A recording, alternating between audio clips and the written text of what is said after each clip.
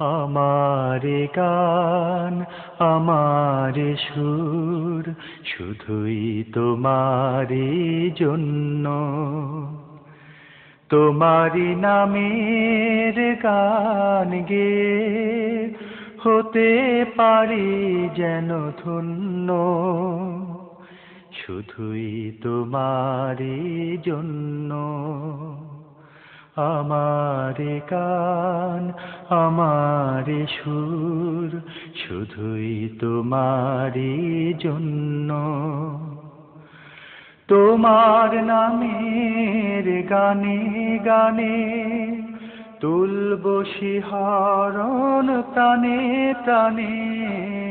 তোমার নামের গানে গানে তুলব শিহরণ প্রাণে প্রাণে। তোমারি সন্তোষ চেয়ে মন করে যেন শুধু পুণ্য, শুধুই তোমারই জন্য। যেই গানে সুরে প্রভু তোমারই স্মরণ, সেই গানে সেই সুরে রেখো মগন। যেই গানে সুরে প্রভু তোমারই স্মরণ, সেই গানে সেই সুরে রেখো মগন।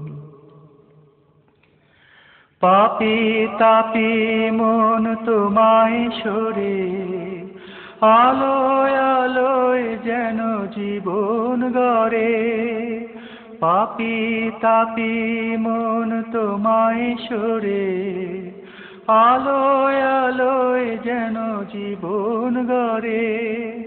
তোমার রঙে জীবন রাঙিয়ে হব আমি অনন্য, শুধুই তোমারই জন্য। আমার গান, আমার সুর, শুধুই তোমারই জন্য। তোমারি নামের গান গেয়ে হতে পারি যেন ধন্য, শুধুই তোমারই জন্য। তোমরা হলে উত্তম জাতি। সাহাবীদেরকে প্রথমে আল কোরআন ইউফাসসিরুহু ফিজ জামান, কোরআন প্রতিটা জামানার তাফসীর করে, কোন সুবহানাল্লাহ। রাসূলুল্লাহর উপরে বিশ্বাস করে, আল্লাহর উপরে বিশ্বাস করে সাহাবীরা যে ইসলাম গ্রহণ করেছে, ওরা যুবক ছিল। কি ছিল? কোন যুবক। সেই যুবকদের কাহিনীর মধ্যে একটা কাহিনী আমার মনে হয়ে গেল। সেই যুবকেরা আল্লাহর উপরে ঈমান এনে বসে থাকে নাই। তারা তাদের পিতা যদি তাদেরকে সম্পদচ্যুত করে, তাহলে তারা সম্পদকে লাঠি মেরে ফেলে দিয়া ইসলামে ঢুকেছে।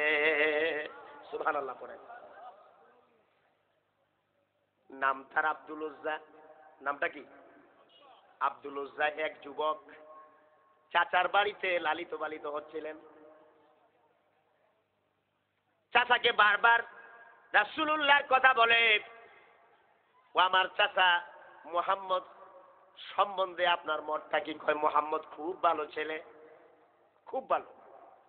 কয় তাহলে তার আদর্শ যেটা, ইসলাম যেটা, এটার ব্যাপারে আপনার মতটা কি? কয় খুব ভালো। খালি কয় খুব ভালো, ঠিক কিনা? ও আমার চাচা, আপনি কি ইসলাম গ্রহণ করবেন? চাচা বলে, না না, আমি ইসলাম গ্রহণ করব না। ভাতিজা বলে, চাচা প্রতিদিন তো তোমার কাছে বলি মুহাম্মদ সাল্লাল্লাহু আলাইহি সাল্লাম সম্বন্ধে তোমার মতটা কি, তুমি বলো ভালো। আমি মনে করেছিলাম আজকে হয়তো মুহাম্মদ সম্বন্ধে তুমি ভালো জেনে বুঝে তুমি কালেমা পড়বে। তুমি তো কালেমা পড়ো নাই। আমি তোমার সামনে সাহসিকতার সাথে কালেমা পড়ে নিলাম, লা ইলাহা ইল্লাল্লাহু মুহাম্মাদুর রাসূলুল্লাহ। আমার ভাইয়েরা, আব্দুল উজ্জা ইসলাম গ্রহণ করলো। চাচা বলে, ভাতিজা ঈমান আনার কারণে তোমার কি দশা হবে সেটা কি তুমি জানো? ভাতিজা বলে, জানি। আমি সব জানি, আমি এখন নির্যাতিত হব। চাচা বলে তোমার গায়ে যে জামাগুলি আছে ওইগুলি খোলো, কয় রাজি আছি। উলঙ্গ হও, কয় রাজি আছি। তোমার উট বেড়া ছাগল যেইগুলি আছে ওইগুলিও আমার, কয় রাজি আছি। সুবহানাল্লাহ। ও আমার যুবক ভাইয়েরা, যদি তোমাদের কলিজার মধ্যে ইসলাম দিয়ে মোহব্বত থাকে, কোরআন দিয়া মোহব্বত থাকে, তাহলে সাহাবীদের ইতিহাস পড়েন, কোরআন পড়েন। কোরআনের মধ্যে আল্লাহ রাব্বুল আলামিন সাহাবীদের কথা বলেছেন, ওয়ামা লাকুম লা তুকাতিলুনা ফি সাবিলিল্লাহি ওয়াল মুস্তাযআফিনা মিনার রিজালি ওয়ান নিসাই ওয়াল বিলদানিল্লাযীনা ইয়াকুলুনা ربنا أخرجنا من هذه القرية الظالم أهلها واجعل لنا من لدنك وليا واجعل لنا من لدنك نصيرا। وأمر যুবক ভাইয়েরা, তোমাদের ব্যাপারে কোরআন বলে তোমাদের কি হলো? তোমরা আল্লাহর রাস্তায় কেন শহীদ হও না? কেন যুদ্ধে অবতীর্ণ হও না? অথচ দুনিয়ার দিকে তাকায় দেখো, যেখানে পুরুষ আর নারী নির্যাতিত হইয়া নির্যাতিতা হইয়া আল্লাহর কাছে আর্তনাদ করে আর বলে, আল্লাহ আমাদের জন্য একজন সাহায্যকারী পাঠাও, আর আমাদের জন্য একটা বিজয় তুমি দিয়া দাও। আল্লাহর কাছে আর্তনাদ করতেছে না মুসলমান? জোরে কোন মুসলমানরা আর্তনাদ করতেছে কিনা? করতেছে কিনা? আমার ভাইয়েরা, সেই যুবক, আলহামদুলিল্লাহ কোন, জোরে কোন আলহামদুলিল্লাহ। মাঠটা ভরে গেছে, এই জন্য একটু সামনের দিকে কি করবেন বুঝেন তো? কি করবেন আপনারা? একটুখানি জিকির করেন লা ইলাহা, সামনের দিকে বসে বসে, দাঁড়াবেন না। লা ইলাহা সুবহানাল্লাহ আলহামদুলিল্লাহ লা ইলাহা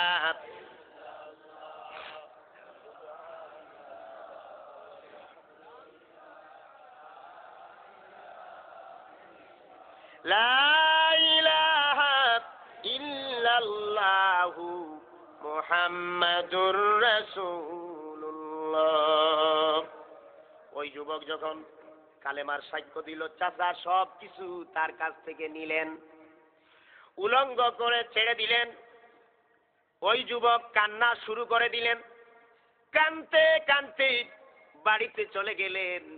বাড়িতে গিয়া দরজায় নক করলেন, দরজা খুলে গেল। মা বলেন, বাবা রেখে করলো তোমার এই অবস্থা?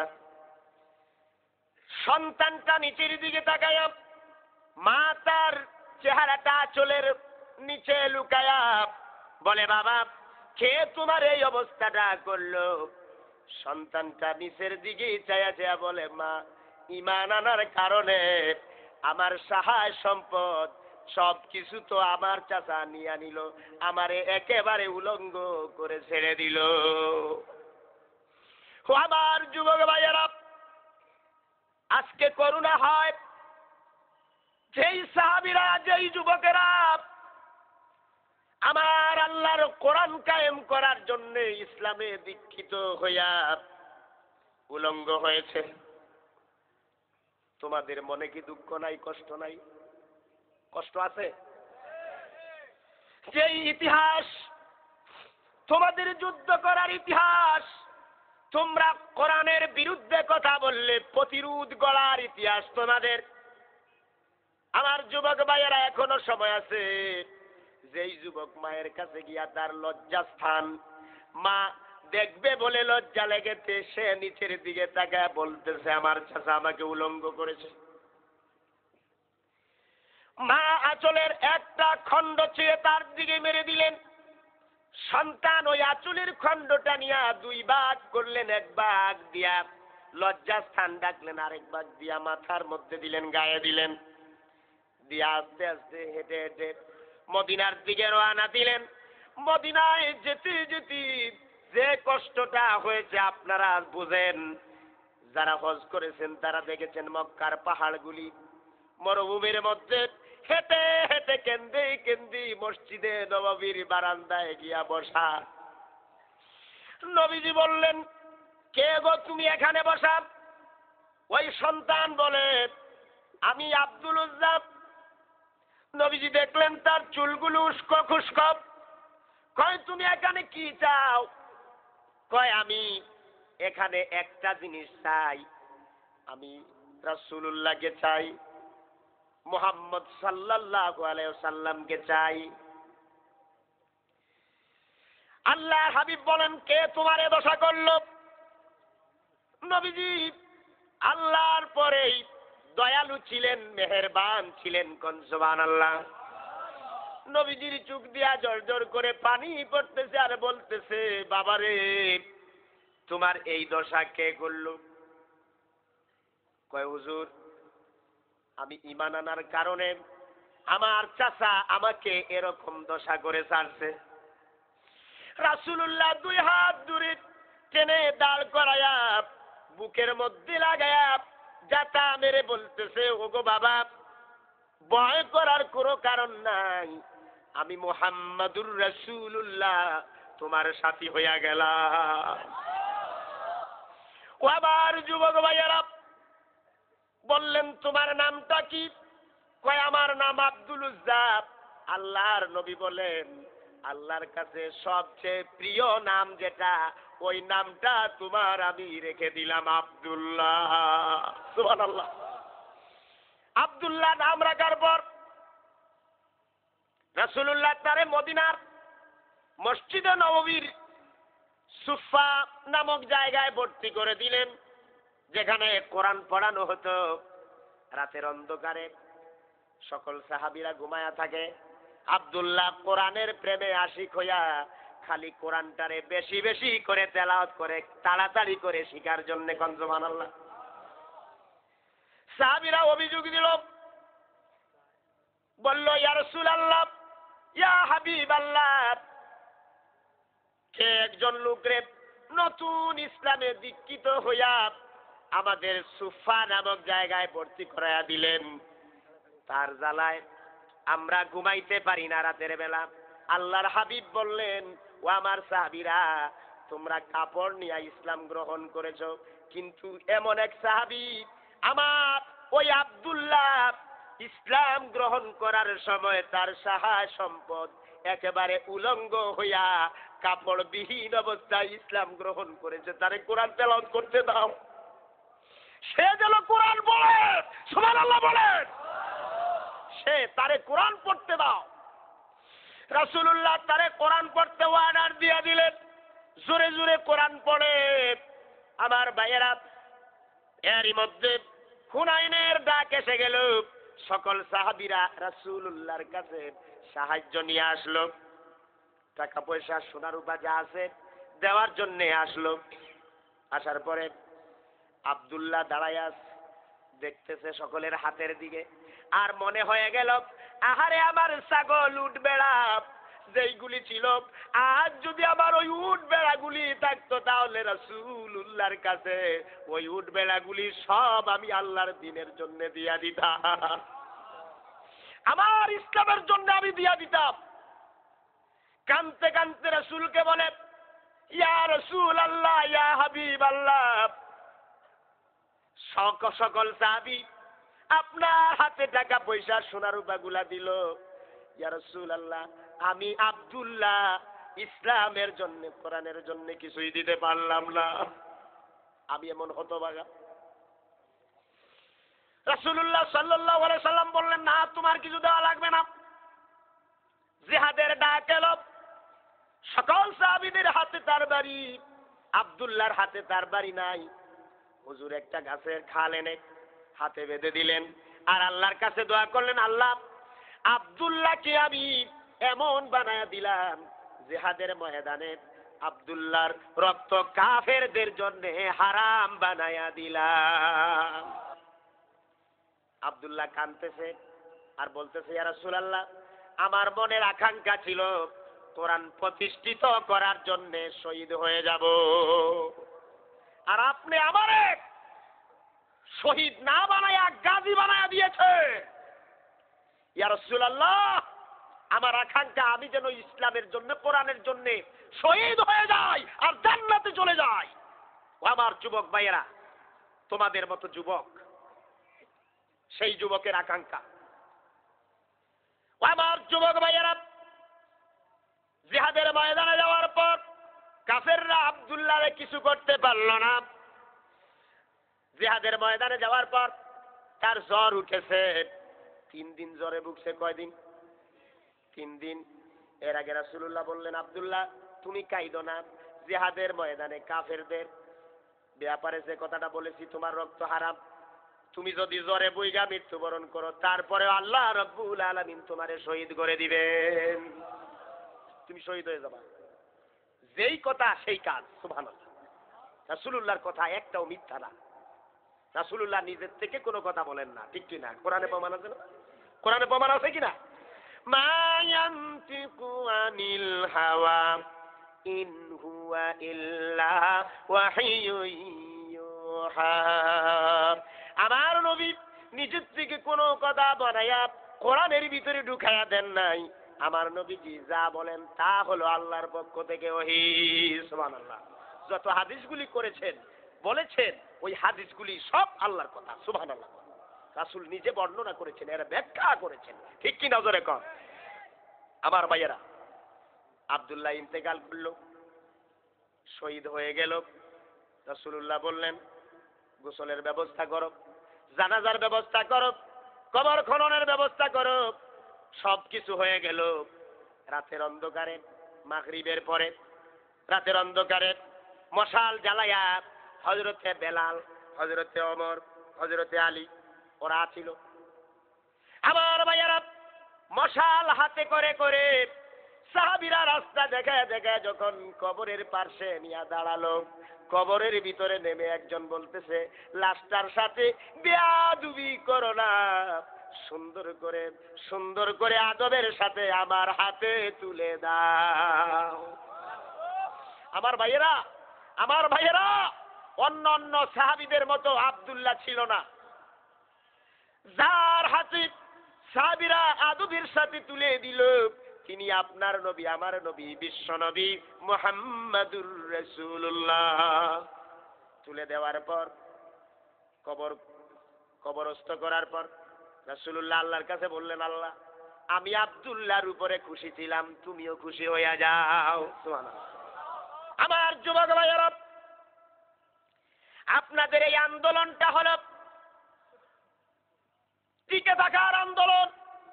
এই আন্দোলনটা হলো যুব সমাজের দায়িত্ব হলো নামাজ পড়বে, রোজা রাখবে, হজ করবে, যাকাত দেবে। এই কাজগুলা করার পর ভালো কাজের আদেশ দিবে। ভালো কাজ কোনটা? নামাজ নিজে পড়লো, আরেকজনকে বললো নামাজ পড়ো, ঠিক কিনা জোরে কর।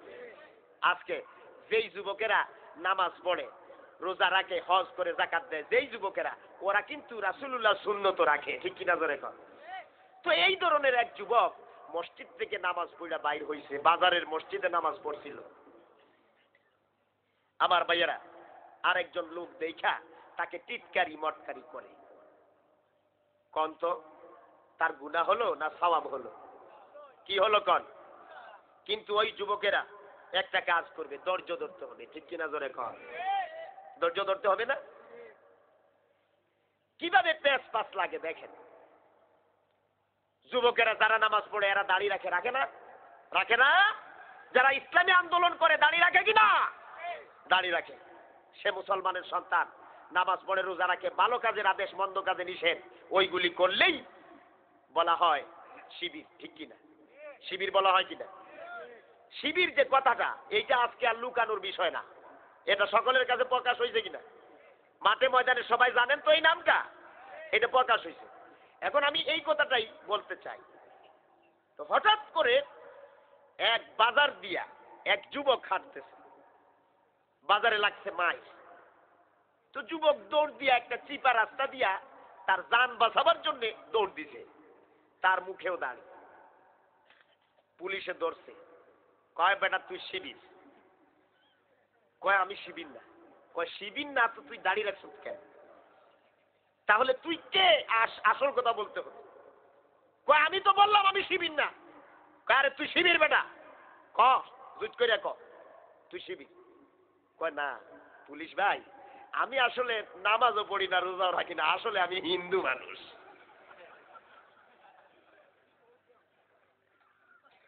আমার ভাইয়েরা, আজকে মুসলমানরা দলভুক্ত হয় না কেন জানেন? হয় না কেন জানেন? 2 নাম্বারকে আলোর সন্ধান। আমি প্রতিটা মাহফিলে আমার যে উদাহরণগুলি দেই, কিতাবগুলির নাম বলি। 2 নম্বরকে আলোর সন্ধান এই কিতাবের ভিতরে আছে। আমরা লক্ষ লক্ষ আলেম এই কোরআনকে কেউ বুঝেছি তাবিজের দান্দায়, এই কোরআনকে কেউ বুঝেছি তেলাওয়াতের দান্দায়, এই কোরআনকে কেউ বুঝেছি অর্থের দান্দায়, এই কোরআনকে কেউ বুঝেছি পিরাকির দান্দায়, এই কোরআনকে কেউ বুঝেছি অন্য অন্য বিষয়। কিন্তু একদল আলেম, লক্ষ লক্ষ আলেমের মধ্যে একদল আলেম আছে যারা বুঝেছে কোরআন যেটা, এটা পরিপূর্ণ একটা জীবন ব্যবস্থা, যেটার মধ্যে কোনো সন্দেহ নাই, সংশয় নাই। যেহেতু আমরা কুনতুম খাইরা উম্মাতিন উখরিজাত লিন-নাস, ঠিক কি না জোরে কর? আমরা যেহেতু উত্তম উম্মত, সেহেতু উত্তম উম্মতের জন্য, জাতির জন্য উত্তম একটা কোরআন, একটা কিতাব আমাদেরকে আল্লাহ পাক দান করেছেন। এই কিতাবটা সুবহানাল্লাহ পড়ে, এই কিতাবটা দেখাইলেও আজকে বিপদ। এই কিতাবটা হাতে করে আপনাদের দেখাইলে কয় দেখছো কোরআন তুইলা কয়, ঠিক কিনা? ঠিক কিনা জোরে কর? এরকম বলে কিনা? এগুলা সমাজে আছে না? আছে। আমার ভাইয়েরা, এই মাহফিল সাক্ষী, কিয়ামতের দিন আপনারা ওই মাহফিলটা ওই রকম দেখবেন। কোন সুবহানাল্লাহ। আমার ভাইরা, কিভাবে বুঝছি? উদাহরণটা হলো, এক রাজার একটা হাতি ছিল। ওই হাতি দেখার জন্য রাজা বলল, রাজা কিছু অন্ধ লোকরে পাঠাইল। তো এক অন্ধ গিয়া হাতির পেটে ধরছে, পেটে এইরকম ধরছে। আরেকজন গিয়া হাতির সুরে ধরছে, আরেকজন গিয়া হাতির কানে ধরছে, আরেকজন গিয়া হাতির লেজে ধরছে, আরেকজন গিয়া হাতির পায়ে ধরছে। ইসলামটা মনে করেন একটা হাতি, বিশাল দেহ ইসলামটা। এখন সকলকে পাঠানোর পর সবাই তো দইরা দইরা রাজার কাছে আসছে। রাজা বলে, কি রকম দেখছো মিয়া? তো যেই ব্যক্তি হাতির পায়ে ধরছে ওই ব্যক্তি কয়, হুজুর ভয়ে বলবো না নির্ভয়ে? কয় নির্ভয়েই কও। কি দেখছো? কয় হাতি হইল একটা পিলারের মতো। যেই ব্যক্তি কানে ধরছে ওই ব্যক্তি কয়, হুজুর হাতি তো পিলারের মতো না, হাতি কুলার মতো। তারপরে আরেকজন ধরছিল লেজে। তো ও বলতেছে, না না, ওদের দুইজনের কথাই মিথ্যা, হাতি হইল রশির মতো। যেই ব্যক্তি পেটে ধরছে হাতে হাতে দেখছে একটু সমান দেখা যায়।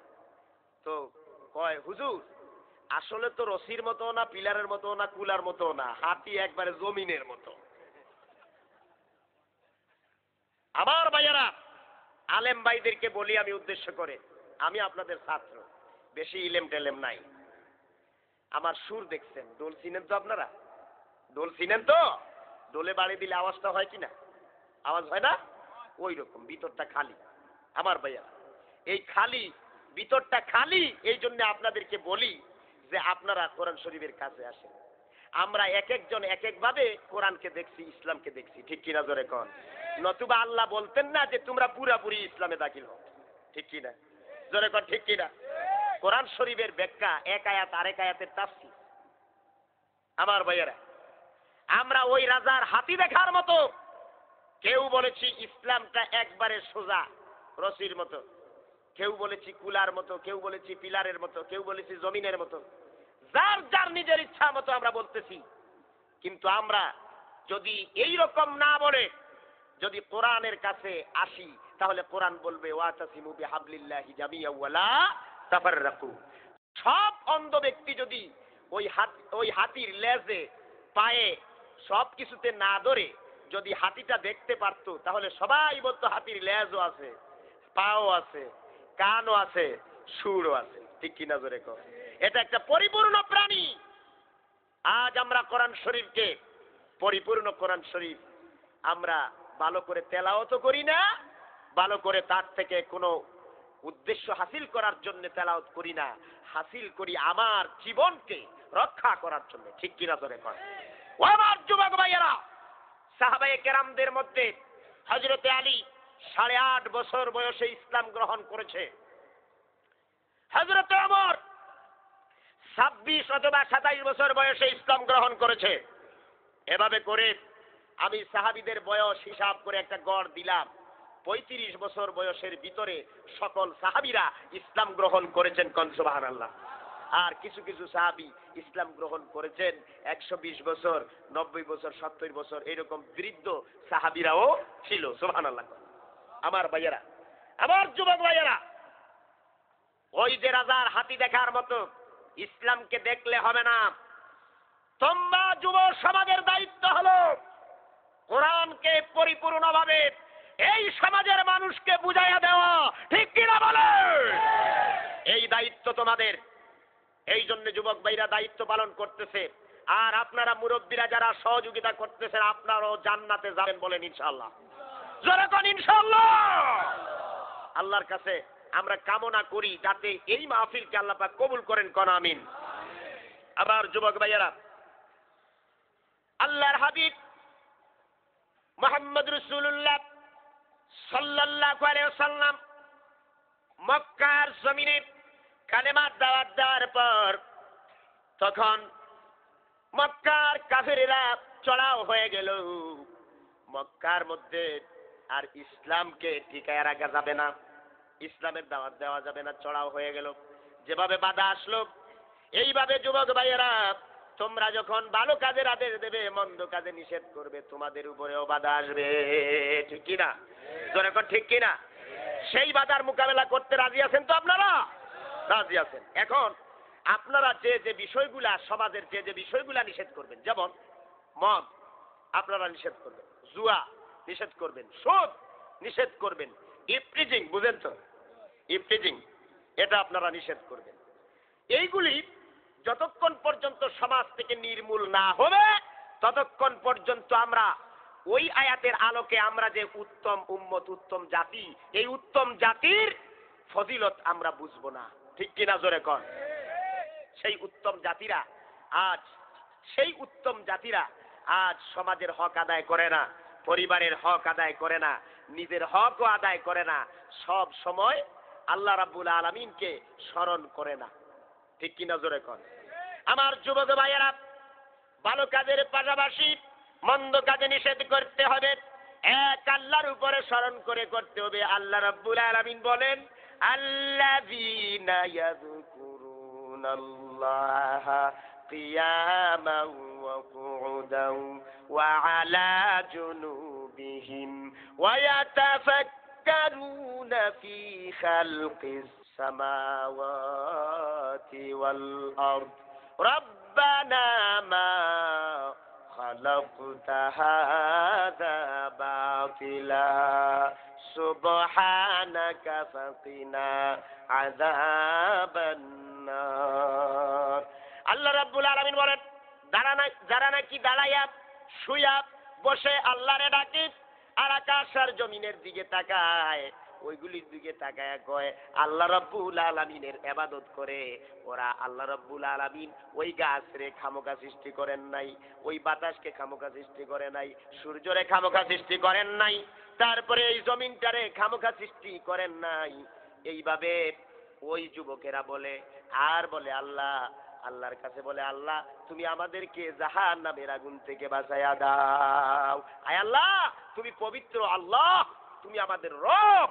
তার উপরে ভরসা করে সে বলে আমাকে জাহান্নামের আগুন থেকে বাঁচাও, আর ভালো ভালো কাজ করে আর আল্লাহর স্মরণ করে। কোন সুবহানাল্লাহ। আমাদের জাতির পিতা হযরত ইব্রাহিম আলাইহিস সালাতু ওয়াস সালাম তার পিতার কাছে দাওয়াতটা দিলেন এভাবে। ও আমার যুবক ভাইয়েরা, আপনারা সমাজে সেই দাওয়াতটা আপনারা বাছাই করে নিতে হবে। ইয়া আবাতি ইন্নী কাদ জাআনি মিনাল ইলমি মা লাম ইয়াতিকা ফাত্তাবি'নি আহদিকা সিরাতান সাবিয়্যা। হে আমার পিতা, আমার কাছে যে দ্বীনের দাওয়াতটা এসেছে, সত্য এসেছে, তোমার কাছে আসে নাই। ফাত্তাবি'নি, আমার অনুসরণ করুন। আহদিকা সিরাতান সাবিয়্যা, তোমাকে সোজা রাস্তা পাওয়ায়া দেব। সুবহানাল্লাহ। আমার ভাইয়েরা, রাসূলুল্লাহ সাল্লাল্লাহু আলাইহি ওয়াসাল্লাম মক্কার জমিনে দাওয়াত দেওয়া শুরু করলেন। বাধা এসে গেল। বাধা এসে যাওয়ার পর রাসূলুল্লাহ সাল্লাল্লাহু আলাইহি ওয়াসাল্লাম মদিনায় হিজরত করার অর্ডার পেলেন। আল্লাহ রাব্বুল আলামিন বলবেন, নবী তুমি হিজরত করো মদিনায়। নবীজি হিজরতের সব কিছু গোছগাছ করে নিলেন। হযরতে আলী ছিলেন তার ঘরের ভিতরে। হযরতে আলীকে বলা হলো, আলী রে, আমি মদিনার দিকে চললাম, আমার এই চাদর মুবারক মুড়ি দিয়া আমার বিছানায় শুয়ে থাকুক, আর আমি মদিনার দিকে চললাম। হযরতে আলী বলেন, ইয়া রাসূলুল্লাহ, ইয়া হাবিবাল্লাহ, আপনার চাদর মুড়ি দিয়া আমি বসে থাকবো, শুয়ে থাকবো। সকালবেলা কাফের বেঈমানেরা ঘরের ভিতরে এসে যখন মনে করবে মুহাম্মদ শুয়ে আছে, তাদের তরবারি দিয়ে আমাকে টুকরা টুকরা করে ফেলবে। আমার মনের ভিতরে এক চুল পরিমাণ কোনো দুঃখ কষ্ট থাকবে না। শুধু এটাই অনুভব হবে, আমি আলীর নগণ্য জীবনের বিনিময়ে বিশ্বনবীর জীবনটা দুনিয়ায় বেঁচে আছে। সুবহানাল্লাহ। আল্লাহর রাসূল ঘর থেকে বেরোলেন। বেরিয়ে দেখেন চতুর্দিকে কাফেরেরা দাঁড়ানো। কিভাবে যাবেন? তিনি সূরা ইয়াসিনের আয়াত পড়ে, ইয়াসিন ওয়াল কুরআনিল হাকিম ইন্নাকা লামিনাল মুরসালিন থেকে শুরু করে 5টি আয়াত তিনি তেলাওয়াত করলেন। আরেকটা রিসালার ভিতরে আছে ফাগশাইনাহুম ফাহুম লা ইউবসিরুন। ইবনে হিশামের ভিতরে লেখা আছে সূরা ইয়াসিনের প্রথম থেকে 5 আয়াত পড়েছেন। আরেকটা কিতাবে লেখা আছে ফাগশাইনাহুম ফাহুম লা ইউবসিরুন। এই আয়াতটা পড়ে বালির মধ্যে ফু দিলেন। ফু দিয়া কাফেরদের চোখের দিকে যখন ছুঁড়ে মারলেন, বালিগুলা কাফেরদের চোখে চলে গেল। অন্ধ হয়ে গেল কাফেরেরা। চোখ কসলাইতেছে। এরই ফাঁকি রাসূলুল্লাহ আবু বকরের বাড়িতে চলে গেলেন। দরজায় নক করলেন, দরজা খুলে গেল। আল্লাহর হাবিব বলেন, আবু বকর রে, এক ডাক দিলাম, দরজা খুলে দিলা, তুমি কি ঘুমাও নাই? হযরতে আবু বকর বলেন, ইয়া রাসূলুল্লাহ, ইয়া হাবিবাল্লাহ, ওই দিন যে আপনি বলেছিলেন মক্কার অবস্থা ভালো না, ইসলাম কায়েম আর এখানে করা যাবে না, এখানে হক কথার দাওয়াত আর দেওয়া যাবে না। ইয়া রাসূলুল্লাহ, ওই দিন থেকে আমি বাড়িতে আসার পর আর বালিশে কল্লা লাগাই নাই। আমার কানটা বাহিরের দিকে দিয়া দরজার সাথে দাঁড়ায়া দাঁড়ায়া ঘুমায়া যায়। হযরতে আবু বকর যখন এই কথা বললেন, রাসূলুল্লাহ সাল্লাল্লাহু আলাইহি ওয়াসাল্লাম বললেন, আবু বকর রে, কাফেরেরা চড়াও হয়ে গেছে, গল্প আমরা পরে বলবো, চলো আমরা মদিনার দিকে। সাদা 2টা ঘোড়া নিয়া রওনা দিয়েছেন জিয়াদ মহল্লার উপর দিয়া। জাবালে সরে গিয়া যখন পৌঁছলেন, একটা গর্ত পাওয়া গেল। রাসূলুল্লাহ দাঁড়ায় আছেন, আর আবু বকর গর্তের ভিতরে ঢুকলেন। ঢুকার পরে গর্ত সাফ হলো। আল্লাহর হাবিব গর্তের ভিতরে ঢুকলেন। ঢুকার পরে বললেন, আবু বকর, সারা রাত হাঁটলাম, একবার কাফেররা পিছনের দিকে আসে নাকি তাকায়া দেখি, আরেকবার ডানের দিকে তাকাই, আরেকবার বামের দিকে তাকাই, আরেকবার সামনের দিকে তাকাই। এভাবে করে করে নিচের দিকে তাকাতে পারি নাই। পায়ের মধ্যে পাথর আঘাত করেছে, কষ্ট হয়েছে, আমার পা ব্যথা হয়ে গেছে। ও আবু বকর, আমি একটু ঘুমায়া যাব, আমার আরামের প্রয়োজন আছে। হযরতে আবু বকর বলেন, ইয়া রাসূলুল্লাহ, ইয়া হাবিবাল্লাহ, এখানে বালিশ দেওয়া যাবে না, আমার উরুর উপরে মাথা দিয়া আপনি ঘুমায়া যান। হযরতে আবু বকর উরু দিলেন। রাসূলুল্লাহ তার মাথা মুবারক উরুর উপরে রেখে তিনি ঘুমায়া গেলেন। তিনি রুমাল চিরে চিরে গর্তের মধ্যে ছিদ্র ছিল, অথবা লুঙ্গি চিরে চিরে গর্তের মধ্যে ছিদ্র ছিল, ওইগুলা বন্ধ করতেছেন। একটা গর্ত বন্ধ করা গেল না, পা দিয়া চাপা দিয়া বসে আছেন। এক পাহাড়িয়া বিষুদর সাপ দংশন করল আবু বকরের পায়ে, বেদনা মাথায় উঠে গেল। আবু বকর কান্দে। এক ফুটা পানি যখন রাসূলুল্লাহর চেহারা মোবারকের উপরে পড়ল, রাসূলুল্লাহ সজাগ হয়ে গেলেন। সজাগ হয়ে যাওয়ার পর বললেন, আবু বকর কান্দো কেন, বাড়ির কথা মনে পড়ছে নাকি? হযরতে আবু বকর বলেন, ইয়া রাসূলুল্লাহ, ইয়া হাবিবাল্লাহ, যেই দিন আমি কালেমা পড়েছি, আমার বিবি বাল বাচ্চার কথা, সম্পদের কথা, জায়গা জমির কথা, টাকা পয়সার কথা, কোনো কথা আমার অন্তরে স্থান পায় নাই। আল্লাহ আর আল্লাহর রাসূলকে আমি বেশি মহব্বত করে ফেলেছি।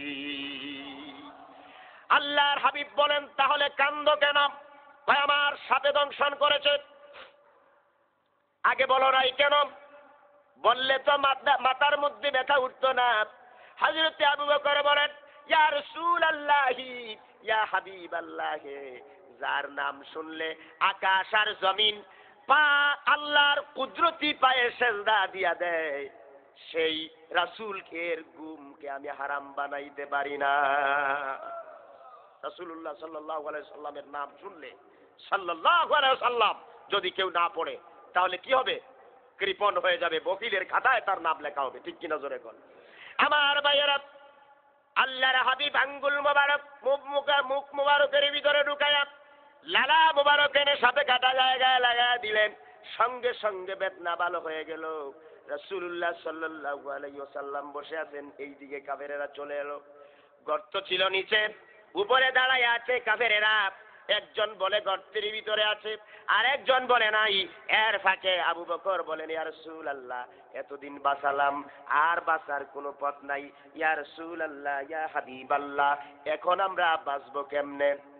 আল্লাহর হাবিব বলেন, ইয ইয়াকুলু লিসাহিবিহি লা তাহজান ইন্নাল্লাহা মা'ানা। ও আবু বকর, আমরা মাইনরিটি নই, আমরা মেজরিটি, আমরাই বেশি।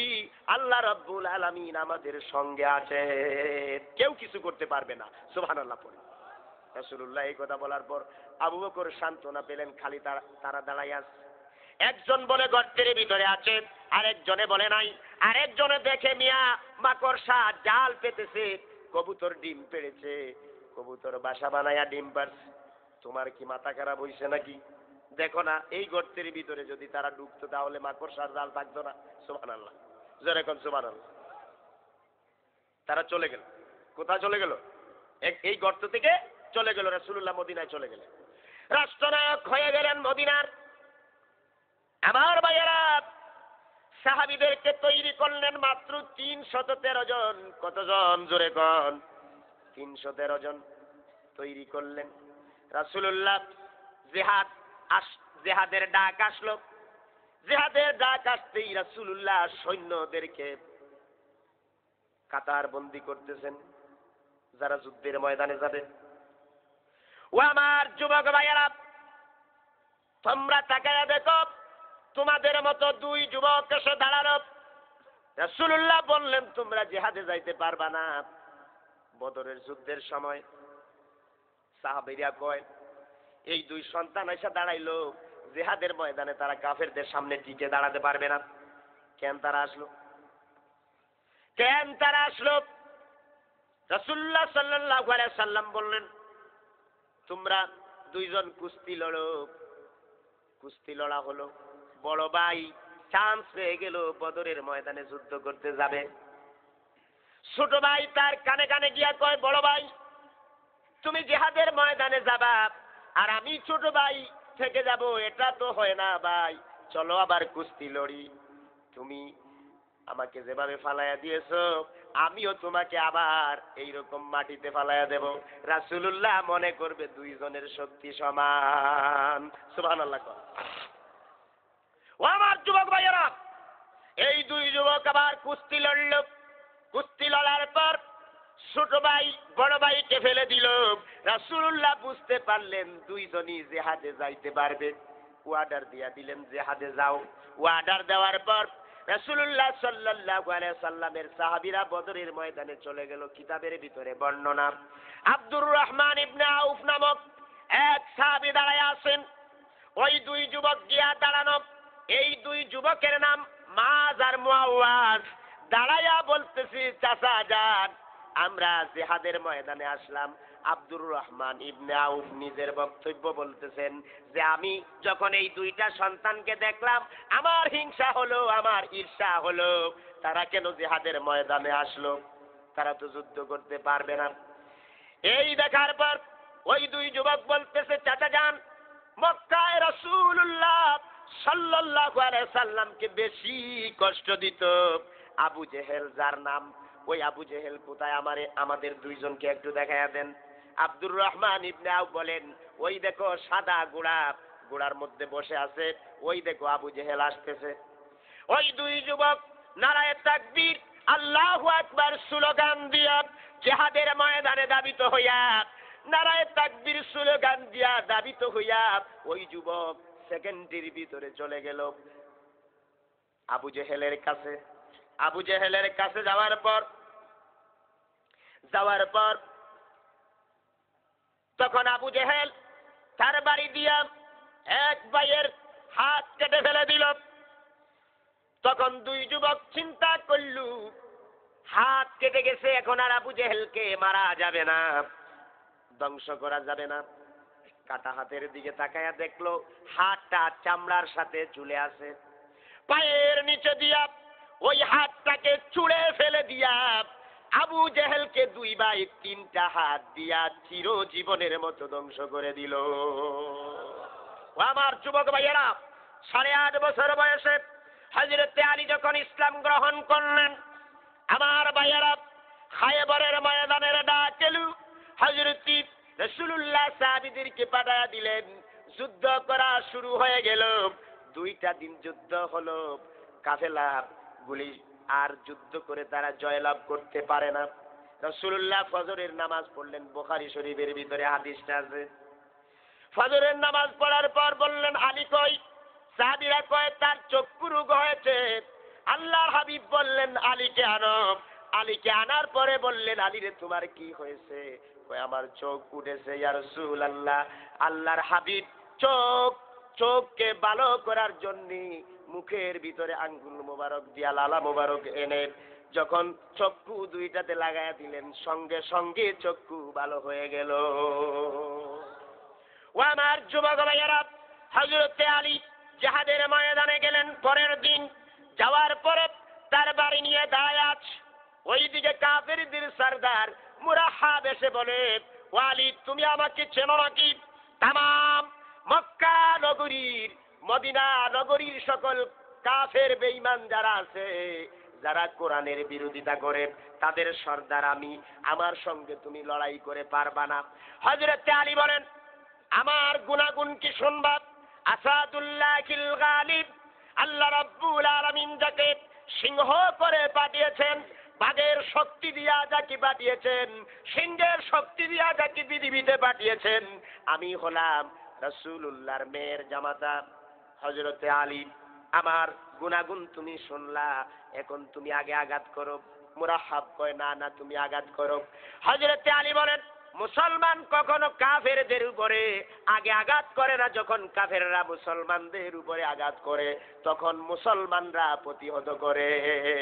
ঠিক কিনা বলে আমার ভাইয়েরা? আজও যদি কাফের বেঈমানেরা কাবা শরীফের দেবতাকে ঢুকায় দিতে চায়, তাহলে আমরা কি মুসলমানরা বসে থাকবো? আমরা কি যুদ্ধ করব?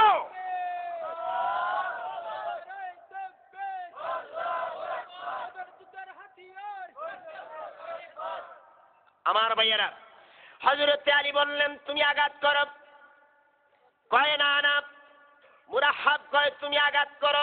হযরত আলী বলেন, তুমি আঘাত করো। মুরাহাবের পালা এসে গেল। মুরাহাব আঘাত করলো, কিছুই করতে পারলো না। হযরত আলী বলেন, এখন একটু সাহস নিয়ে দাঁড়াও। আমি আলীর কত শক্তি আল্লাহ রাব্বুল আলামিন দিয়েছেন, একটু আন্দাজ করবা। হযরত আলী যখন তার বাড়ি দিয়া মুরাহাবের দিকে আঘাত করেছেন, কিতাবের ভিতরে এসেছে মুরাহাবের মাথা কেটে গিয়া একেবারে শরীর কেটে গিয়া তার বাড়ির মুঠা পর্যন্ত মাটির নিচে গেড়ে গিয়েছে। সুবহানাল্লাহ। আলী তার বাড়ি যখন মাটির নিচে গেড়ে গেল, তার বাড়ি ভেঙে গেল। হযরতে আলী তার বাড়ি শূন্য হয়ে গেলেন। এখন কি দিয়া যুদ্ধ করবেন? তাকায় দেখলেন কামুজ দুর্গের দরওয়াজা দেখা যায়। হাত দিয়া, বাম হাত দিয়া টান দিয়া তিনি দরওয়াজা ভেঙে ফেললেন। ভেঙে ফেলার পর তিনি ওই দরওয়াজা দিয়া যুদ্ধ করলেন। যুদ্ধ করার পর কামুজ দুর্গের লোহার কবাট দিয়া যুদ্ধ করে কামুজ দুর্গটা আল্লাহর ওই নবীর সাহাবী হযরতে আলী রাদিয়াল্লাহু তাআলা আনহু বিজয় করে দিলেন। দুর্গটা দখল হয়ে গেল। রাসূলুল্লাহ সাল্লাল্লাহু আলাইহি সাল্লাম পরের দিন বললেন, আলী রে, তোমার হাতে ওই কামুজ দুর্গটা দখল হয়ে গেল। আমি শুনেছি তোমার তরবারি ভেঙে গিয়েছিল, যুদ্ধ করলে কি দিয়া? হযরতে আলী বলেন, ইয়া রাসূলুল্লাহ, কামুজ দুর্গের লোহার কবাটটা দিয়া যুদ্ধ করেছি। আল্লাহর হাবিব বললেন, আমাকে একটু দেখাও তো দেখি কিভাবে তুমি যুদ্ধ করেছো। হযরতে আলী বাম হাত দিয়া টান মারলেন, নাড়াতে পারেন না। ডান হাত দিয়া টান মারলেন, নাড়াতে পারেন না। ডান আর বাম দুই হাত দিয়া এমন জোরে তিনি টাসা মেরে উপরের দিকে তুলতে চেয়েছেন, তারপরেও আলী ওই দরওয়াজাটা তুলতে পারেন নাই। আলীর গাম বেরিয়ে চলে এসেছে। হযরতে রাসূল আকরাম সাল্লাল্লাহু আলাইহি সাল্লামের সামনে হযরতে আলী লজ্জা পেয়ে গেলেন। আল্লাহর হাবিব বললেন, আলী রে, লজ্জা পাওয়ার কোনো কারণ নাই, শঙ্কা করার কোনো কারণ নাই। ইসলামকে বিজয় করার জন্য আল্লাহ রাব্বুল আলামিন তোমার হাতকে শক্তি দান করেছেন। এটা স্বয়ং আল্লাহ পাক তোমাকে শক্তি দিয়েছেন। আমার যুবক ভাইয়েরা, আপনারা ভয় পাবেন না, আপনারা ভয় পাবেন না। আপনারা কি ভয় পাবেন? জোরে কোন ভয় পাবেন? বুলেট, বোমা, ক্রিস, রিভলভার, স্টেন গান, কামান, এইগুলির পিছনে মুমিনেরা দাঁড়ায় না, ওইগুলির সামনে দাঁড়ায়। কোন সুবহানাল্লাহ, জোরে কোন সুবহানাল্লাহ। ওইগুলির সামনে দাঁড়ায়।